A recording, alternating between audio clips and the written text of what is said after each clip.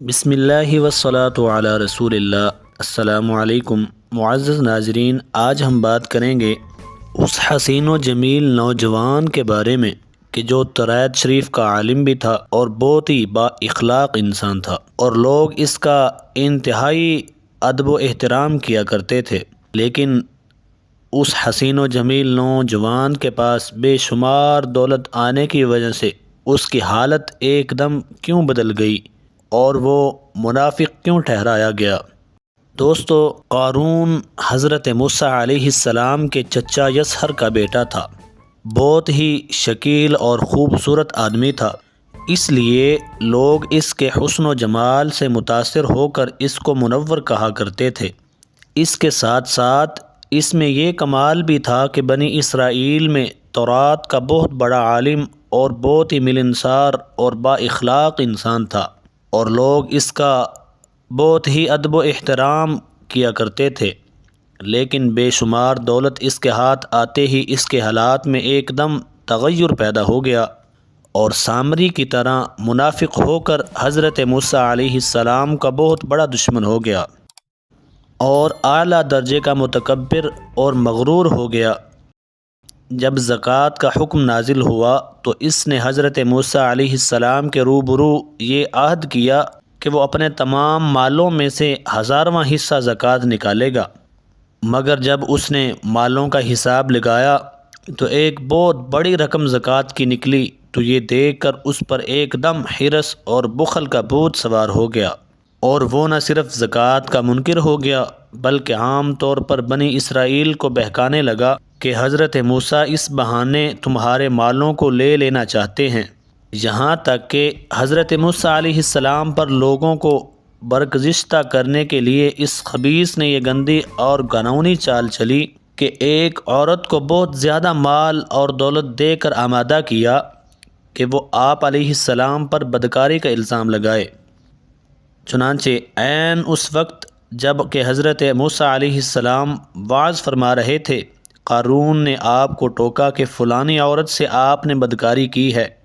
حضرت موسیٰ علیہ السلام نے فرمایا کہ اے عورت، تمہیں اس اللہ کی قسم جس نے بنی اسرائیل کے لیے پہاڑ کو پھاڑ دیا تھا اور عافیت اور سلامتی کے ساتھ دریا کے پار کرا کر فرعون سے نجات دی، سچ سچ کہہ دے کہ واقعہ کیا ہے۔ حضرت موسیٰ علیہ السلام کے جلال سے عورت سہم کر کانپنے لگی، اور اس نے مجمع عام سے صاف صاف کہہ دیا کہ اے اللہ کے نبی، مجھ کو قارون نے کثیر دولت دے کر آپ پر بہتان لگانے کے لیے آمادہ کیا ہے۔ اس وقت حضرت موسیٰ علیہ السلام آبریدہ ہو کر سجدہ شکر میں گر پڑے، اور بحالتے سجدہ آپ نے دعا مانگی کہ یا اللہ، قارون پر اپنا قہر و غضب نازل فرما دے۔ آپ نے مجمع سے فرمایا کہ جو قارون کا ساتھی ہو وہ قارون کے ساتھ ٹھہرا رہے، اور جو میرا ساتھی ہو وہ قارون سے جدا ہو جائے۔ البتہ 2 خبیثوں کے سوا تمام بنی اسرائیل قارون سے الگ ہو گئے۔ پھر حضرت موسیٰ علیہ السلام نے زمین کو حکم دیا کہ اے زمین، تو اس کو پکڑ لے، تو قارون ایک دم گھٹنوں تک زمین میں دھنس گیا۔ پھر آپ نے دوبارہ زمین سے یہی فرمایا تو وہ کمر تک زمین میں دھنس گیا۔ یہ دیکھ کر قارون رونے اور بلبلانے لگا، قرابت اور رشتہ داری کا واسطہ دینے لگا، مگر آپ نے کوئی التفات نہ فرمایا، یہاں تک کہ وہ بالکل زمین میں دھنس گیا۔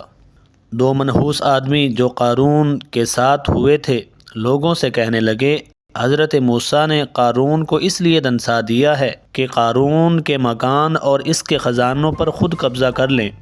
تو آپ نے اللہ سے دعا مانگی کہ قارون کا مکان اور خزانہ بھی زمین میں دھنس جائے۔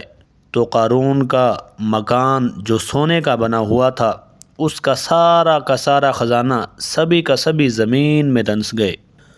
دوستو، قرآن مجید کی زبان سے سنیے کہ اللہ تعالی نے قارون کو کتنے خزانے دیے ہوئے تھے۔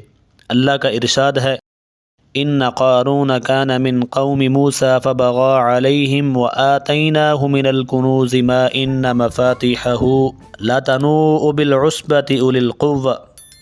بے شک قارون حضرت موسیٰ علیہ السلام کی قوم میں سے تھا، پھر اس نے ان پر ظلم کیا، اور ہم نے اس کو اتنے خزانے دیے تھے کہ جن کی کنجیاں ایک طاقتور جماعت پر بھاری تھیں۔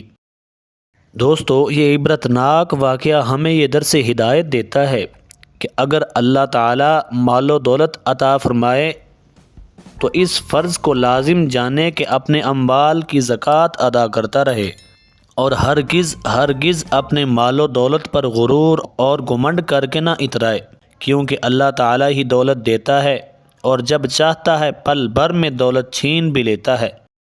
ہر وقت اس کا دھیان رکھتے ہوئے تواضع اور انکساری کی عادت رکھیے، اور ہرگز کبھی انبیاء، اولیاء اور صالحین کی اعزاز رسانی اور بدگوئی نہ کیجیے، کیونکہ ان مقبولان بارگاہ الہی کی دعا سے وہ ہو جایا کرتا ہے جس کا لوگ تصور اور خیال بھی نہیں کر سکتے۔ امید کرتا ہوں کہ آج کی ویڈیو آپ کو بہت ہی اچھی لگی ہوگی۔ ہماری حوصلہ افزائی کے لیے ہمارے چینل کو سبسکرائب کر دیجئے اور اپنی دعاؤں میں یاد رکھیے۔ جزاک اللہ خیرہ۔